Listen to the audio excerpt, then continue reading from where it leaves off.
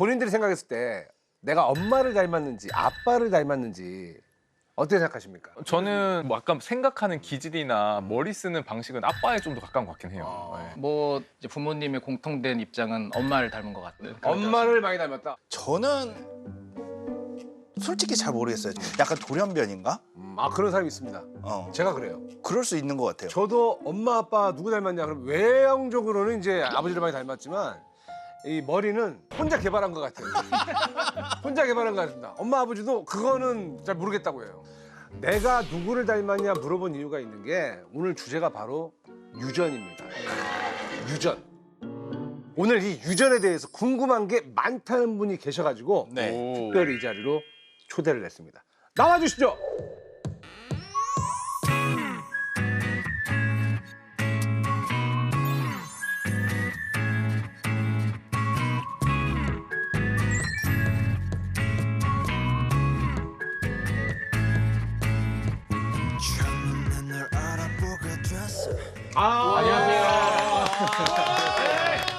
구텐 모르겐 브라더. 네, 미스터 구텐 모르겐. 예, 앉으세요, 앉으세요. 네, 반갑습니다. 예, 안녕하세요. 아, 좋습니다. 우리 다니엘 씨, 지민영과학 시청자 여러분들께 인사 부탁드리겠습니다. 네, 안녕하세요. 저는 독일에서 온 방송인 다니엘 린드만입니다. 반갑습니다. 네. 아, 우리 다니엘 씨가 궁금한 게 많으신 것 같더라고요. 맞습니다. 유전에 대해서 특히나 궁금한 게 많으시다고요. 저는 사실 지금 예비 아빠인데 오. 축하드립니다. 아유, 아직 거기까지 안 갔지만 거기 아니죠. 준비 이세를 준비하고 있는. 네, 이제 한 재작년에 결혼했거든요. 네. 그래서 이제 저희가 이세를 가지려고 하는데 어허. 그래서 궁금한 것들이 많다 보니까 이제 누구한테 물어봐야 되나 싶은데 이제 또 다행히 오늘 이대한 교수님 계셔서 네. 좀 이것저것 한번 좀 많이 여쭤보려고 합니다. 네. 그러니까 뭐 아이를 키우는 분들은 공감을 하시겠지만 사실 얘가 누구 머리를 닮았냐 그렇지. 이게 부부 사이에 아주 뜨거운 논쟁거리 중 하나잖아요. 공부머리는 엄마 아빠 닮았다 그러고 네. 잔머리는 자꾸 서로 미루고. 네. 또 이게 과연 유전이냐 아니면 또 환경이 중요하냐 그렇죠. 이건 또 굉장히 중요한 주제이기 때문에 유전과 환경 또 지능 이런 문제에 대해서 오늘 제가 아는 범위 내에서 최대한 자세하게 알려드리도록 이 하겠습니다. 방송을 이제 아이들과 함께 보시는 부모님들 긴장하시기 바라겠습니다. 어떤 결과가 나오느냐에 따라서 이제 아이가 아빠 쪽을 바라보든 엄마 쪽을 바라보든 할 겁니다. 긴장하시기 바라겠습니다.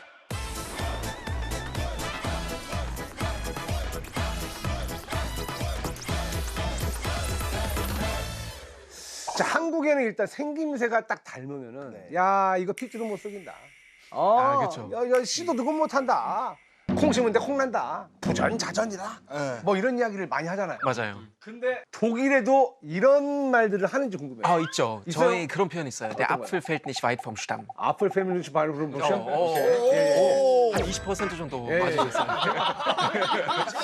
이게 어떤 뜻이냐면은 사과가 사과나무 통에서 멀리 떨어지지 않는다. 가까이 떨어진다. 그러니까 부전자전이라는 뜻이죠. 아, 네. 사과가 네. 가까이 떨어진다. 처음에 애플 해서 사과인가 했는데 그렇죠. 맞아요. 역시 머리 좋으시네. 되게 철학적이네요. 약간 우리는 직역해서 부전, 자전, 직관적이지. 네. 직관적인데 그쵸. 철학적인 의미가 담겨 있어요. 그렇다면 몇 살? 다니엘은 네. 누구를 닮았어요?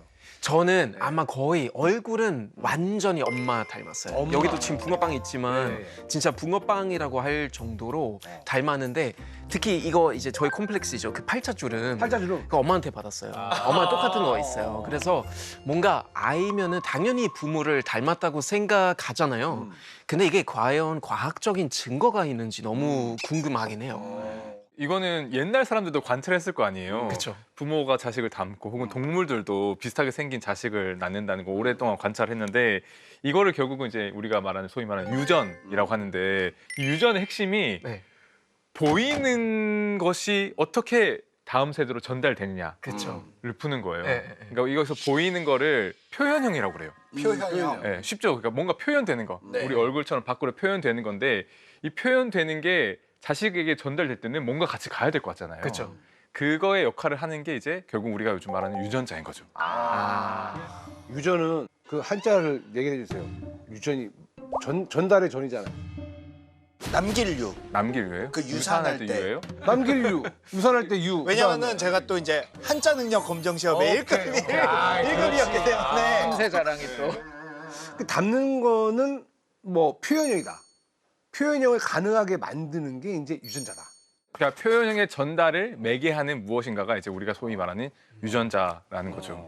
아니 그러면은 이 유전자라는 거는 어떻게 물려받게 되는지 궁금합니다. 그러니까 부모의 사랑의 결실을 통해서 그렇죠. 이제 자식이 태어나면 네. 부모를 닮은 자식이 나오잖아요. 그렇죠. 그때 결국은 부모의 생김새라고 하는 그 정보가 자식에게 전달돼서 전달이 되고. 다시 재생산되는 거잖아요. 그렇죠. 그게 어떻게 가능하냐? 결국은 아빠 쪽에선 정자, 엄마 쪽에선 난자가 와서 합쳐지고. 합쳐져서 수정 라인이 될 때 이 그렇죠. 정자 안에도 DNA가 들어있고 난자 안에도 DNA가 들어있고 이 DNA 정보가 합쳐진 수정 란에서 같이 들어있게 돼서 부모가 가지고 있던 정보가 다음 세대로 전달될 수가 있는 거예요. 엄마 아빠의 유전자가 자연스럽게 합쳐지면서 그 안에서 이제 조화를 이룬다.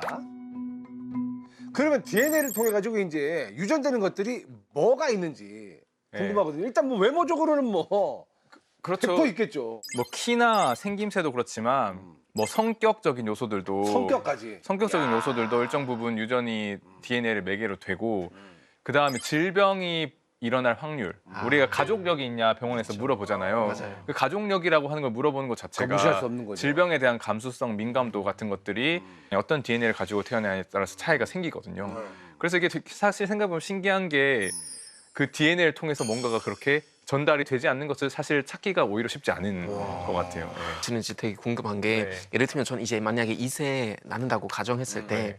뭐 예를 들면 눈동자 색깔이라든지 네. 이런 것 좀 예측 가능한지. 왜냐면 저는 약간 올리브색이랑 약간 옅은 그런 맞아요. 갈색이잖아요. 네. 근데 또 와이프는 고동색이거든요. 아, 그러면 2세는 어느 정도의 그 눈동자 색깔인지 아, 네. 직접적으로 눈동자까지. 그 유전학에서 아주 중요한 개념 중 하나가 변이라고 하는 개념이거든요. 변이. 그러니까 변이가 사실 두 차원의 변이가 있어요. 네. 하나는 표현형 변이, 겉으로 드러난 변이. 그러니까 방금 말씀하신 네. 것처럼 아내랑 우리 다니엘님의 이 눈동자 색깔이 차이가 나잖아요. 그렇죠. 그런 거를 표현형 변이라고 하고요. 그 다음에 두 분의 DNA를 네네. 비교해 보면 거기 DNA 염기 서열 차이가 나잖아요. 그건 우리가 유전 변이라고 해요. 그러면 이게 우리가 예측을 할 수 있으려면 유전 변이가 어떻게 물려지는지랑 표현형 변이가 어떻게 물려지는지를 같이 종합해서 예측을 해야 되는데 이게 좀 쉽지가 않아요. 아, 왜 쉽지가 않냐면 2021년에 발표된 논문이 있는데요. 20만 명의 눈동자 색깔이랑 네. DNA를 함께 분석한 거예요. 그래서 실제로 이 눈동자의 색깔과 연관된 유전자를 찾아 나선 거예요. 그랬을 때 한두 개가 아니라 수십 개가 나옵니다. 그렇기 때문에 예측하기가 사실 복잡한 거죠. 랜덤이다. 말하자면 방정식이 함수가 엄청 복잡해지는 거예요. 이해돼요. 근데 그럼에도 불구하고 꽤 그래도 유전적으로 조금 예측이 되기 쉬운 부분은 고동색, 갈색 계열이냐, 파란색 계열이냐, 요거는 그래도 좀 갈라지는 편이에요. 그러면 그래요? 약간 가능해요? 갈색 계열로 가겠네요. 그럴 확률은 그럴 상당히 확률도 높겠죠. 왜냐하면 아내분께서도 맞아요. 고동색이고 네네네. 약간 갈색 계열이시니까 네네네. 뭐 그 정도는 뭐 어느 정도 짐작할 수 있겠지만 확률이 어느 정도 다니엘 씨. 높겠네요. 그렇죠. 누구 닮았으면 좋겠어요. 아예 둘 중에 닮아야 된다면 누구 닮았으면 좋겠어요, 애가. 솔직히 난 아빠 닮으면 괜찮을 것 같아요. 여기 멋있는데요, 되게. 아유, 아닙니다. 아빠 닮으면 괜찮을 것 같은데요, 눈동자. 아, 엄마 거 아이, 엄마 거 그래도 닮아요? 와이프 눈이 되게 예뻐서 좀 와이프 눈 좀 닮았으면 좋겠다는 알았어요. 그럼 생각. 눈은 와이프고 코는 그쵸. 코는 코는 아빠 코야, 엄마 코예요. 코도 예. 코는 제 거는 괜찮은 것 같아요. 그러면은 거꾸로 네. 이것만은 꼭 나의 이것만은 안 닮았으면 좋겠다 이런 거 있어요? 팔자주름이. 팔자주름. 팔자주름 왜요? 좀 매력적인데. 아 진짜요?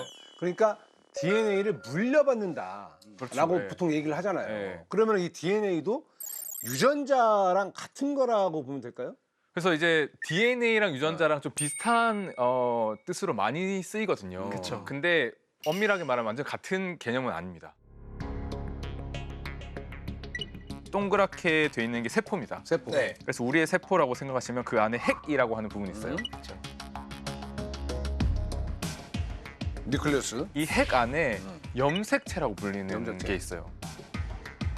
남자는 XY 염색체, 여자는 XX 염색체 이렇게 말하는 염색체가 네. 이렇게 꼬불꼬불 뭔가 감겨 있는 구조가 있어요. 근데 이 염색체가 단백질이랑 DNA로 이루어져 있습니다. 단백질과 DNA. 네, 그래서 이 DNA가 이 염색체를 쫙 풀면 아주 긴 DNA 사슬이 나와요. 네. 그러면 긴 DNA에서 사슬이. 특정 부분을 우리가 유전자라고 해요.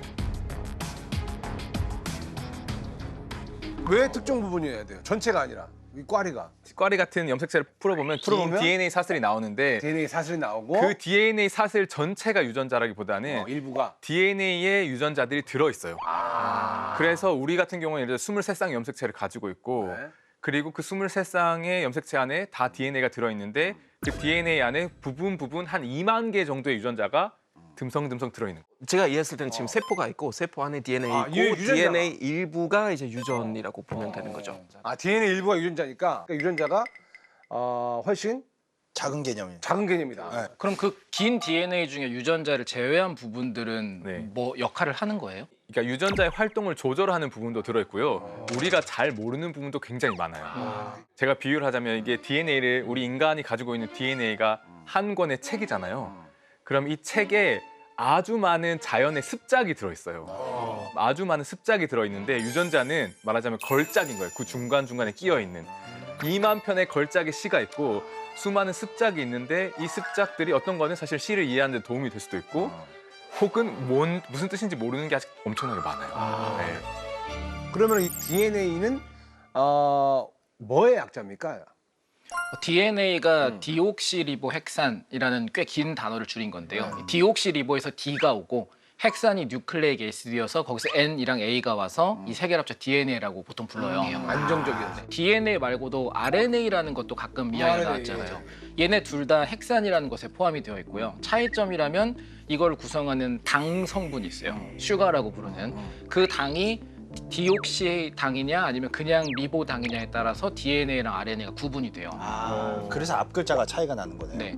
그러면 이 RNA에는 DNA 같은 그런 유전자들이 들어 있습니다. 아, 있어요? 네. 우리가 책을 뽑으면 거기서 필요한 정보만 옮겨서 DNA가 RNA로 바뀌는데 우리가 DNA를 가지고 저장하는 이유는 DNA가 RNA보다 훨씬 더 안정해요. 안정적이어서. RNA는 화학 구조가 다르기 때문에 막 물을 만나면서 깨질 수도 있고 근데 우리 유전 정보가 깨져버리면 안 되니까 되게 더 튼튼하고 안정한 형태로 놔뒀다가 필요할 때만 이걸 옮겨 써가지고 RNA로 사용을 합니다.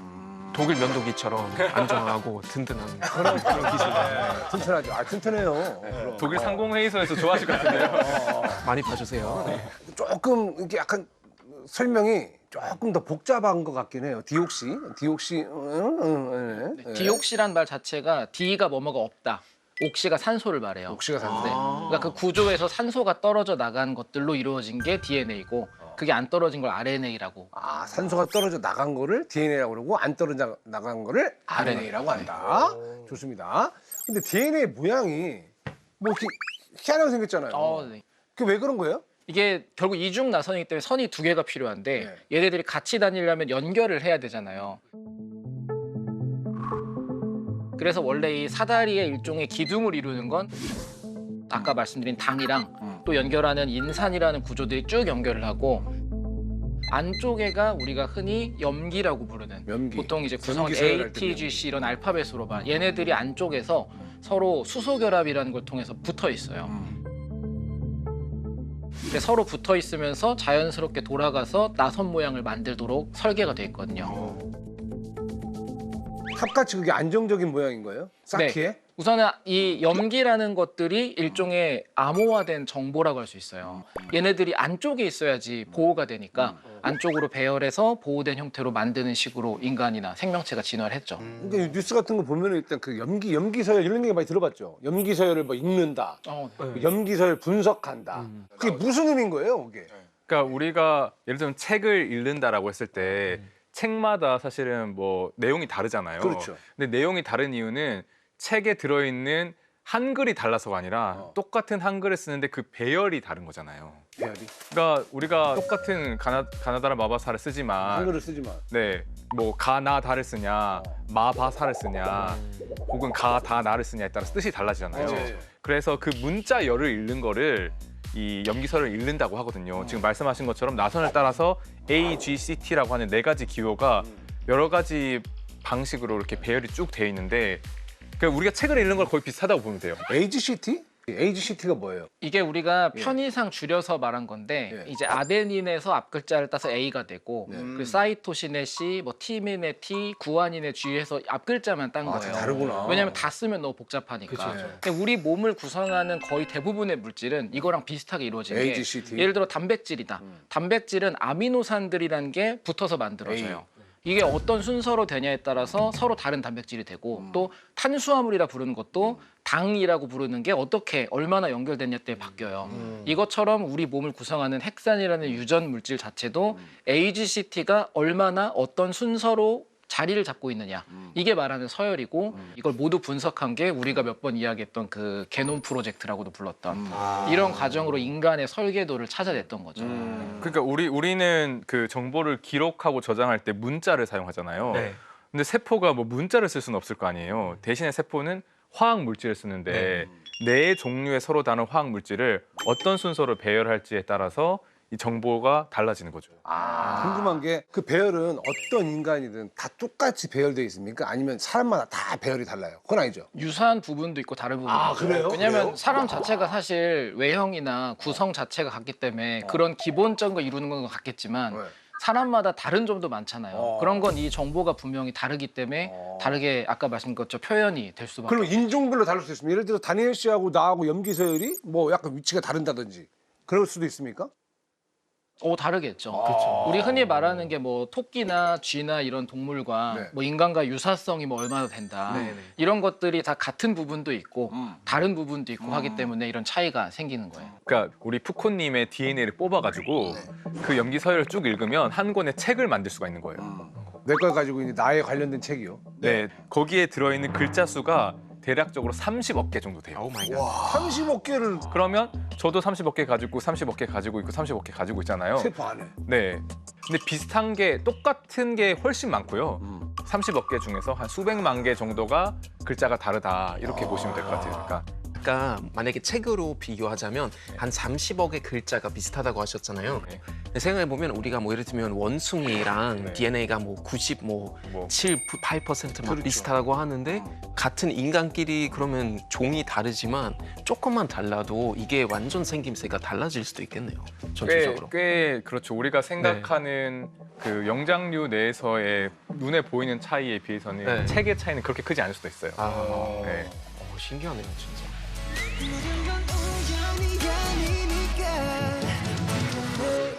네, 그런 얘기도 있잖아요. 뭐 예를 들면 첫째 딸이 아빠 닮았다. 네. 예, 이거 또 일리 있는 얘기인지 주변에서 좀 들었는데 실제로 이제 결혼했던 형들 보면 네. 첫째 딸은 확실히 많이 닮았어요. 첫째 딸은 무조건 네. 아빠를 많이 닮아요. 네, 많이 닮았더라고요. 저도 딸이 저랑 닮았어요. 아 그래요? 네, 첫째인데 네. 또 주변 분들 보면 왜 다 첫째 딸은 아빠를 닮지라는 생각이 저도 들 때가 많아요. 근데 사실 과학적으로 아빠 쪽이나 엄마 쪽이 더 강하게 드러나는 현상에 대해서는 알려져 있어요. 그래서 그거를 이제 각인 임프린팅 현상이라고 하는데 특정한 유전자들은 엄마 쪽이나 아빠 쪽으로 더 강하게 나타난다 효과가라고 하는 게 알려져 있는데 그럼 첫째 딸, 둘째 딸, 셋째 딸 다르고 이런 것까지는 제대로 나는 밝혀진 바는 무조건 없습니다. 예. 첫째는 무조건 아들 낳아야겠네. 딸 낳으면 우리 딸 힘들 것 같아. 과학적 근거가 없다고 방금 말씀드렸는데 아니 근데 대체적으로 다들 다 닮았다면서요 지금. 첫째가 타니엘 씨도 궁금한 거 있으시면. 네, 그 이제 생김새 중에 사실 키도 중요하잖아요. 키. 그러면은 이게 유전적으로 어느 정도 정해져 있는지 네. 만약에 이제 아기 낳았을 때 키 어느 정도 됐는지 이게 즉 가능한지도 궁금하네요. 그러니까 키가 유전적인 요소가 또 상당하죠. 네. 그래서 사실은 그런 모델 같은 걸 만들 수가 있죠. 왜냐면 부모의 키가 얼마고 자식의 키가 얼마인지 우리가 데이터를 쌓으면 그걸 가지고 대략적인 분포를 알 수가 있거든요. 그래서 어느 정도 예측이 가능하고 당연히 키가 큰 사람들끼리 만나면 키가 큰 자식이 나올 가능성이 높긴 하죠. 네. 근데 여기서 또 중요한 거는 환경이 매우 중요하게 환경. 작용하잖아요. 네. 뭐 잠을 많이 잤냐, 뭘 어떻게 그쵸. 먹었냐. 그렇지. 왜냐하면 지금 대한민국 사람들의 평균 키. 평균 키가 많이 올라왔어요? 많이 올라갔어요. 그쵸. 그럼 갑자기 우리 DNA가 엄청나게 바뀐 게 아닐 거란 말이에요. 원래 있던 DNA들이 섞인 걸 텐데 거기서는 환경적인 요소가 훨씬 더 크다고 볼 수도 있겠죠. 그럴 수 있겠네요. 밥을 잘 먹여야겠네요. 근데 사실 우리 어머니 아버지 같은 경우도 키가 그렇게 큰 편이 아니시거든요. 근데도 불구하고 엄청 크시잖아요. 네. 왜냐하면 키와 관련된 그 유전 변이들이 여러 가지가 있는데 그걸 제비 뽑기를 해서 이제 자식한테 주는 거거든요. 아 그래요? 왜냐하면 우리가 정자를 만들 때는 DNA를 100% 넣는 게 아니라 50%만 넣어야 돼요. 그래야지 정자 50%, 난자 50%가 합쳐서 다시 100%가 되잖아요. 100%를 그대로 물려주면 100%, 100%면 200%가 돼서 DNA가 너무너무 많아지잖아요. 자식에게 줄 50%를 결정할 때는 제비뽑기라 가지고 크게 만드는 유전 변이도 있고 작게 만드는 변이도 있는데 자식마다 그게 제비뽑기가 달라지는 거죠. 뽑기구나. 야, 이거 제비뽑기라는 게 이제 참 가차예요. 가차예요, 가차야. 맞아요. 가차죠. 야, 이게 유전이라는 것도 이제 가차로 완전 특정한 가차입니다. 게 좋은 것들 중에 다 가질 수는 없어. 네. 그냥 몇 개 이렇게 그냥 섞이는 거야. 이렇게 생각하면 되는데, 야, 이게 유전 확률이라는 게 어떻게 알게 되는 걸까요? 그러니까 사실은 유전 확률이라고 하는 개념은 저희는 잘 안 쓰거든요. 아 그래요? 그러니까 사람들이 궁금해하는 건 이런 거예요. 내가 쌍꺼풀 있으면 자식이 쌍꺼풀 확률이 얼마가 돼? 그러니까요. 근데 그거는 사실은 개인 수준에서는 알기가 힘들어요. 알기가 왜냐하면 힘들다. 개인마다 어떤 가차로 태어나는지 알기 힘들고 네. 환경에 따라서 너무 달라져요. 근데 대신에 학자들이 알 수 있는 건 집단 수준에서 확인할 수 있어요. 집단이요? 네. 그래서 여기서 우리가 유전율이라고 하는 개념이 있거든요. 유전율, 그 영어로 하면 헤리타빌리티라고 해요. 헤리타빌리티. 헤리트는 이제 물려주는 거고 타빌리티는 얼만큼 잘 물려주냐라서 이게 헤리타빌리티라고 하는 게 유전율인데 그러니까 어떤 집단을 봤을 때 그 집단에 대해서 키를 생각해 보면 이 집단의 키가 다양하잖아요. 사람들마다 변이가 있단 말이에요. 그거를 이제 우리가 표현형 변이라고 하는데 눈에 보이는 그 집단의 표현형 변이 중에서 유전적인 요소에 의해서 설명되는 그 표현형 변이의 비율을 유전율이라고 해요. 집단으로 봤을 때를 매기를 하는 거잖아요. 네, 그럴 때 그렇죠. 통계를 뽑기 쉬우니까. 통계적으로만 볼 수 있는 거죠. 네. 예를 들어서 뭐 그런 마을 단위를 집단으로 생각하면 되겠네요. 그죠? 그러니까 사실 되게 중요한 포인트가 어떤 집단이냐에 따라서 유전율이 완전 달라질 수 있고요. 그러니까. 그리고 또 중요한 것은 표현형 변이에서 유전적으로 설명할 수 있는 변이의 비율이라고 했으면 나머지 비율은 뭐냐? 환경이거든요. 그렇지. 이게 상대적인 거예요. 그래서 키라고 할지라도 키의 유전율이 환경에 의해서 달라질 수도 있어요. 그런데 쌍꺼풀 같은 거는 네. 환경이 적용할 여지가 되게 적어지잖아요. 그런 것들은 전체 변이에서 환경에 의한 변이가 당연히 적겠죠. 네. 그럼 유전율이 높게 나올 수밖에 없어요. 그리고 집단과 그 네. 유전율을 얘기를 하는 걸 내가 딱 보니까 느끼는 게 장수마을 그런 것도 그 집단에서 장수하는 장사하는 사람이 사람들이 네. 정말 많아지잖아요. 네. 그런 것도 다 유전적으로 분명히 어느 정도의 영향이 있을 것이다. 근데 그게 바로 굉장히 유전율이 힘든 부분이에요. 왜냐하면 장수 장수? 마을일 때 그 네. 사람들 약간 집성촌처럼 어. 그 혈연적으로 가까울 수도 있고 예. 환경적으로 뭐 비슷한 뭐 된장을 먹는다거나 물이 좋다거나 할 수도 있잖아요. 불가리아. 예. 불가리아. 그러니까 이 유전 문제를 연구하는데 힘든 게 유전과 환경을 분리하는 게 매우 힘들어요. 그러네. 유전율이면 그럼 보통 퍼센트로 나오는 거예요? 몇 퍼센트다 이렇게? 보통 헬타빌 퍼센트로 계산할 수 있죠. 예. 다니엘 씨 이해됩니까? 네, 이해됐어요. 이 정도 이해되는 것 같아요. 야, 그러면 이 유전율이 진짜 높은 거는 또 어떤 게 있을까? 네. 이게 이제 궁금하실 것 같아요. 대표적인 것들이 이 유전병들이죠. 그래서 예를 들면 특정한 혈우병, 이제 혈액이 잘 응고가 안 혈우병. 되는 혈우병이나 네. 뭐 페닐케톤요증, 낭포성 섬유증, 뭐 겸상적혈구 빈혈증 혹은 헌팅턴병 이런 것들이 굉장히 유전율이 높은 그리고 관련된 유전자들도 상당히 여기는 많이 알려져 있는 편이고요. 그래서 진단도 조금 용이하게 되는 편이고 이게 왜 그럴까요? 왜 질병이 높을까요? 왜? 질병들이 실제로 높을 수도 있는데 약간은 착시일 수도 있는 게 왜냐하면 질병은 우리에게 너무 심각한 문제이기 때문에 그런 사례들은 많이 쌓이고 사실 우리에게 심각한 문제를 주지 않는 형질들에 대해서는 그 유전율을 우리가 조금 덜 관심이 있어서 과대대표됐을 가능성이 없지는 않은 것 같아요. 그럴 수 있겠네요, 진짜. 그래서 예를 들면 얼굴 우리가 외모가 뭐 유전율이 어떠니 저떠니 하지만 사실은 얼굴이라고 하는 외모의 특성도 여러 가지로 나눠볼 수 있거든요. 코의 높이가 어떻게 되고 광대뼈가 얼마나 튀어났고 광대뼈 사이의 거리, 눈 사이의 거리 이런 것들이 다 수치화할 수 있잖아요. 그 수치화를 해보면 그 특성들이 개인별로 다 변이가 존재하는데 각각의 그런 외모적 특성마다 유전율이 또 다 다르게 나옵니다. 근데 이것도 진짜 가차인 게 저도 와이프도 보조개가 없는데 아들은 보조개가 있어요? 네, 선명하게 있어요. 그러니까 저 같은 경우도 외꺼풀이었는데 지금 쌍꺼풀이 있거든요. 이런 거 같은 건 이제 환경적으로 네. 피곤하면 되거든요. 피곤하면 되는데 그럼 이런 것도 전달이 될까요? 지금 내가 외꺼풀이었는데 내가 쌍꺼풀이 됐어요. 그럼 내가 여기에서 아이를 낳으면 내 쌍꺼풀이 전달이 될까요? 그게 굉장히 핫한 주제긴 한데요. 네. 원래 웬만하면 안 된다라고 하는데 어. 사실은 가능성을 원천 배제할 수는 없는 또 그럴 수도 부모 세대의 경험이 자식에게 또 물려줄 수 있냐 아니냐는 요즘 현대 생물학에서 아주 핫한 주제입니다. 근데 이런 눈 관련된 건 저도 이제 환경적 요인이 크다고 봐서. 환경적인 게 커요. 왜냐면 요즘 아이들이 쌍꺼풀도 많지만 속눈썹이 되게 길어졌어요. 이게 환경 오염이랑 약간 미세먼지 같은 먼지가 많아지니까 보호하려고 우리나라 그래요? 어린이들 요즘 애들 보면 되게 길어요. 진화. 네, 일종의 약간 환경 적응처럼 적응. 태어났을 때부터 길이는 모르겠지만 지금은 그런 거 보면 환경 영향이 엄청 큰 것 같아요. 우리가 이제 유전율 측정하는 그런 연구 있잖아요. 그런 네. 건 어떻게 작동 방식이 어떻게 되는 거예요? 지금처럼 DNA를 잘 읽을 수 없는 시대에도 이 유전율을 측정할 수 있는 아주 좋은 연구 대상이 있었어요. 케이스가. 쌍둥이들. 아, 그러네. 쌍둥이가 두 종류가 있잖아요. 일란성 쌍둥이. 이란성 쌍둥이. 말하자면 책이 거의 같아요. 완전 거의 똑같아요. 똑같아요. 근데 이란성 쌍둥이는 사실 형제 자매랑 똑같죠? 똑같은 상황인 거죠. 상당히 다른 거죠. 이 책이. 근데 둘 다 일란성 쌍둥이든 이란성 쌍둥이든 같은 환경에서 자라잖아요. 거의 똑같은 걸 먹고 똑같은 옷도 입고. 똑같은 입도 있고 똑같은 키도 똑같아져요. 네. 어. 그렇기 때문에 같이 자란 일란성 쌍둥이, 이란성 쌍둥이 플러스로 드물긴 하지만 일란성 쌍둥이인데 둘이 뭐 다른 집으로 입양이 간다거나 떨어져서 살게 되면 유전자는 같은데 환경이 달라져요. 이런 것들을 비교하면 환경에서 많이 좌우되는지 유전자에서 많이 좌우되는지 같은 거를 쌍둥이 연구를 통해서 볼 수가 있어요. 그렇긴 하겠네요. 자 이제 그러면 오늘의 핵심 포인트로 이제 넘어갑니다. 오. 자 지능. 지능. 네. 자 지능. 자 엄마 아빠. 자 잘 보세요. 특히나 이제 또 성적이 나오면은 아이고 나는 안 그랬는데 도대체 누굴 닮아가지고 성적이 따이냐 이렇게 하면서 이제 슬슬 부모님들 중에 한쪽이 발뺌을 하거든요. 근데 이제 내 머리는 누구를 닮은 건가? 자 지능과 관련된 유전자가 있는지. 당연히 있죠. 자 있다고 합니다. 진짜 놀라운데 그럼 이 지능 유전자는 어떻게 찾게 된 거예요? 사실 지능을 어떻게 정의하느냐에 따라서 달라지지만 특정한 방식으로 정의를 하고 그거가 관련된 DNA에 어떤 차이가 있느냐 차이가 있느냐? 그걸 많이 찾았습니다. 아 찾았어요? 네. 어떻게 찾아요? 사실은 모래사장에서 바늘찾기랑 비슷하거든요. 네. 그럼 대부분은 지능과 연관이 없을 거예요. 그러니까 모래사장의 모래알들인 거죠. 그 중에서 몇 개의 바늘이 들어가 있는 거예요.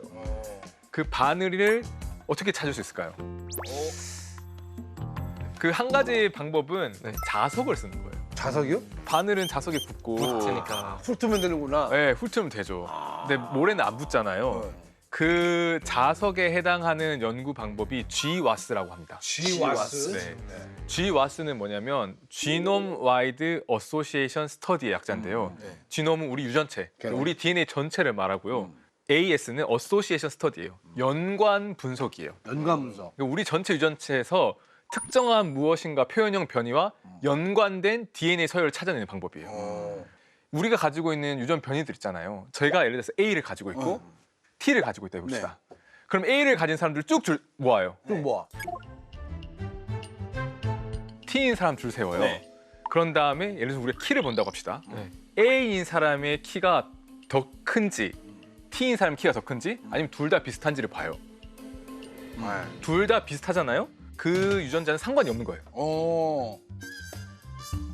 근데 A를 가진 집단과 T를 가진 집단의 키가 달라지면 아 얘는 키랑 뭔가 연관이 돼 있다.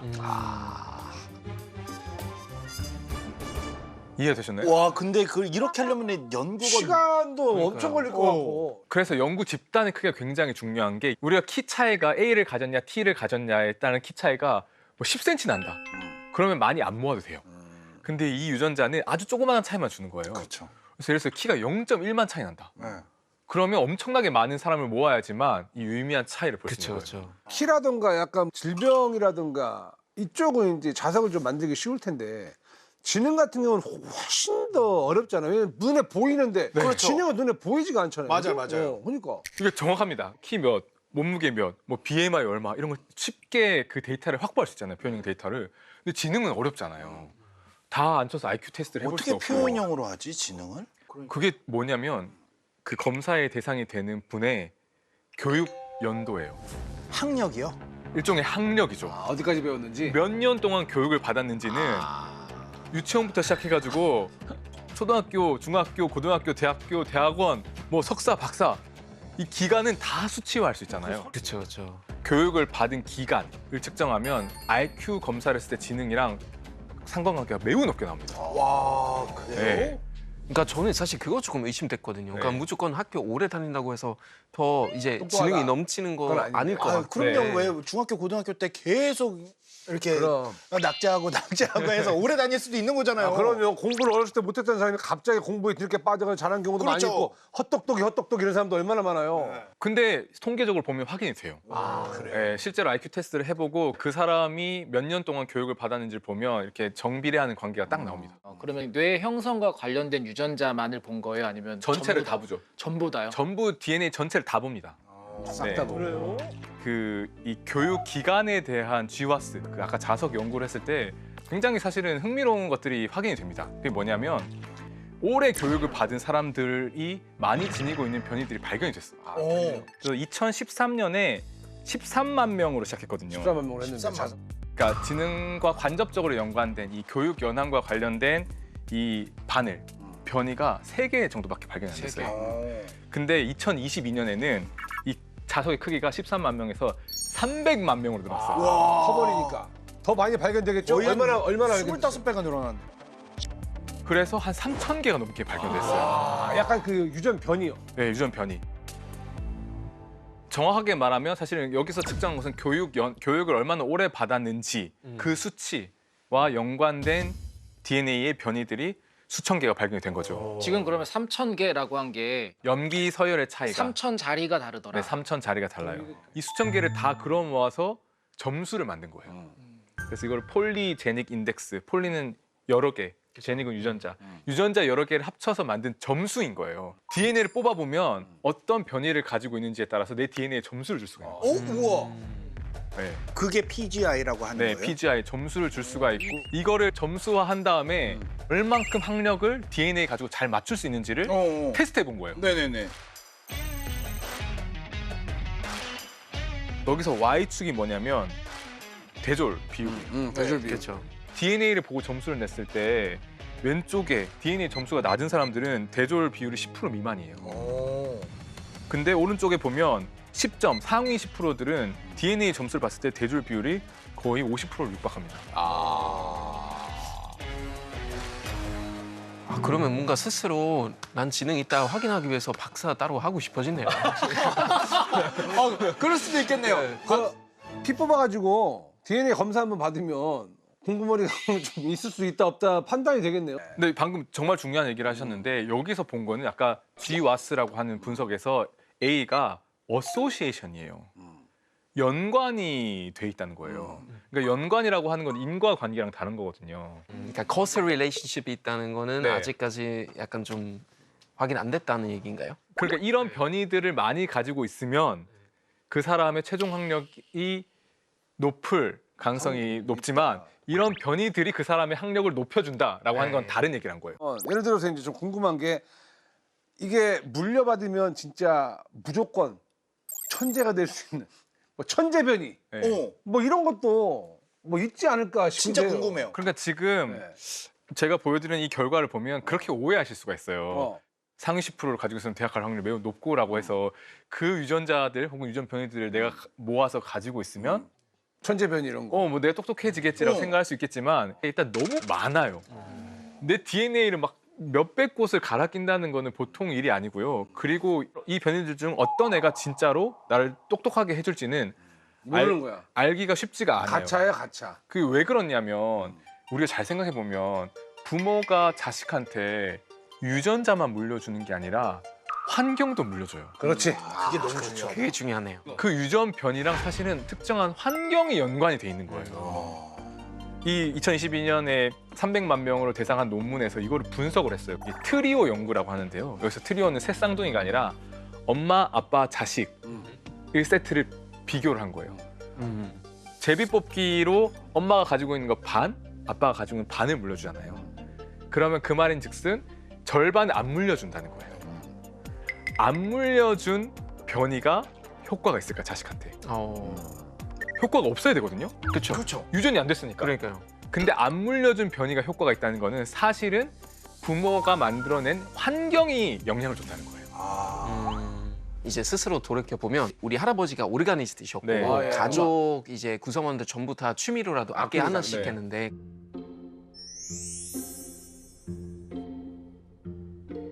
그러다 보니까 저도 자연스럽게 어릴 때부터 이제 피아노나 이런 거 이제 하게 됐었는데 예. 그런 것도 어떻게 보면 환경으로 인해서 이제 어떤 영향을 확실히 받는 것 같기는 한 네. 것 같아요. 지금 네. 말씀하신 거 들어보면. 네. 그렇죠. 그 환경에 의해서 영향을 받고 또 이게 또 흥미로운 게 예술적인 성향 자체도 어느 정도 유전이 될 수 있는데 또 예술가들이 예술가들을 만나서 이제 결혼을 하고 자식을 낳게 되면 일정 부분은 그들이 계속해서 대를 이어서 가문을 통해서 뭐 물려주는 그런 환경적인 특질이 유전자랑 연관이 돼 있을 수도 있는 거예요. 이게 되게 구별하기가 되게 엄청 힘들 것 같아요. 엄청 까다로워요. 그래서 이걸 진화생물학에서 이제 전문적 용어로 assortative mating이라고 하거든요. 그 집단의 어떤 유전자가 계속해서 이쪽으로 전달되고 아래로 전달되고 그냥 예를 들면 공부에 대한 노하우, 그 다음에 집안 분위기, 뭐 혹은 사회 경제적인 능력, 소득의 차이 이런 것들이 학업 능력 혹은 지적 능력에 영향을 주는데 이 집단이 자기네들끼리 결혼을 하기 때문에 이 사람들의 유전자가 마치 그 사람들을 똑똑하게 만들어 주게 한 것처럼 착각하게 만드는 거예요. 그건 착각이다. 실제 환경인데 환경. 네, 그렇죠. 실제 환경이지만 이 환경이 유전자랑 같이 연동돼 버린 거죠. 왜냐? 끼리끼리 결혼하니까. 그렇죠, 그렇죠. 사실 우리가 항상 그 결혼할 때 이제 상대방 고를 때 뭐 여러 가지 뭐 다른 것도 따지지만 조건도 보죠 뭐. 보통 이 사람들이 얘기하는 거는 어떤 사람 좋아해 하면 대화 잘 통하는 사람. 근데 대화 잘 통하는 조건은 사실 지능 능력이 비슷해야 된다는 얘기잖아요. 그러니까 지능 어느 서로 정도 이해력이 비슷해야지. 있어야죠. 그렇죠. 그래야지 이해하고 또 그렇죠. 서로 인풋 아웃풋이 나오니까. 그래서 아무래도 자연스럽게 그렇게 되는 것 같아요. 진화되는 것 같아요. 말씀하신 것처럼. 근데 우리 맨날 얘기할 때 그 유전적 다양성 이런 얘기를 했잖아요. 네. 그럼 무작위적으로 결혼을 해야 그런 게 더 많이 생겨서 독특하거나 특별한 지능도 나올 수 있는 거 아니에요? 무작위적으로 하게 되면 그거는 이제 집단의 차원에서 보면 똑같은 분산, 똑같은 표현형 이 패턴이 재생산되죠. 다음 세대로. 근데 끼리끼리 모이게 되면 그쪽의 특징을 가진 애들이 더 많이 나오게 되고 이거를 진화해서 특정한 방향으로 진화한 데서 방향성 선택이라고 하거든요. 그렇게 할 수 있게 하는 도와주는 것 중 하나가 끼리끼리 교배입니다. 근데 사실 이게 역사적으로 네. 이 생각을 악용한 사례도 있잖아요. 아, 예. 그러니까 결국 이제 독일에서 일어났던 또 홀로코스트의 어떤 원인이 되기도 했지만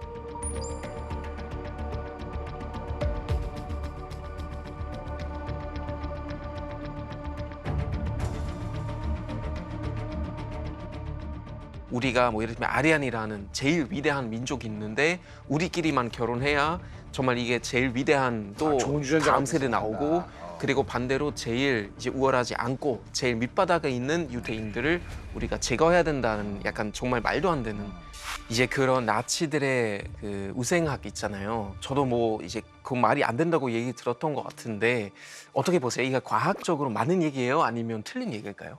그 나치의 우생학은 일단은 과학적으로 틀렸고요. 그렇죠. 이게 네. 아리안 인종이라고 하는 게 사실 어떻게 정의하느냐도 네. 쉽지 않은데 그 인종 내 차이는 무시하고 민족 간의 차이를 정치적으로 극단화했다는 점에서 과학적으로 일단은 말이 안 되는 거죠. 우생학이라는 게 네. 정확하게 뭘 얘기하는 거죠? 우생학. 그러니까 우생학이라고 하는 단어를 만드신 분이 우리가 많이 얘기했던 찰스 다윈의 찰스 다윈이. 사촌이에요. 아 그래요? 네. 아 맞아요 사촌이네. 사촌이고 이분이 19세기 사람인데 사실 골턴은 많이들 모르시는데 프랜시스 골턴. 프랜시스 프랜시스 골턴은 골턴? 많이들 모르시는데 당대의 천재 중 하나입니다. 그리고 우리가 그 사람의 유산에서 많은 영향을 받고 있고 대표적인 게 지문이에요. 지문. 지문. 네. 지문을 우리가 지문이 개인마다 다 달라서 이걸 가지고 말하자면 아이디로 쓸 수 있다라고 하는 걸 제안하신 분이 프랜시스 골턴이에요. 그렇구나.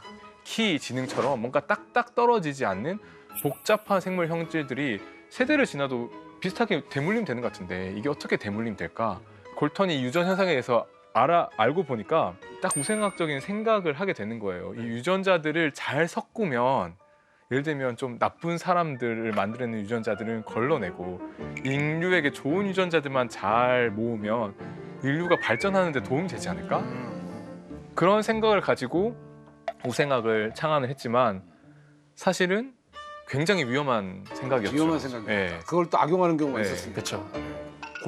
프랜시스 골턴의 우생학은 과학적으로는 좀 근거가 있는 거예요. 그래도? 그러니까 과학적으로는 말도 안 되는 게 아닌 이유는 우리가 먹는 많은 작물들이 그렇게 해서 만들어졌어요. 그러니까 작물 같은 경우는 이제 좋은 쪽으로 계속 개량을 시켜야 되니까. 품종 개량. 근데 이제 개량. 인간은 다르잖아요. 그래서 우생학적으로 봤을 때 이 작물을 개량하는 거, 우리가 어떤 특정한 생물 집단이 가지고 있는 유전 변이들을 잘 선별하면 열매가 많이 맺힌다던가 병충해에 강하다거나 이런 품종을 만들 수 있는 것처럼 인류에도 그런 걸 뭔가 적용을 시키려고 인간도. 생각을 했던 거죠. 사실 그게 이제 굉장히 큰 잘못이다.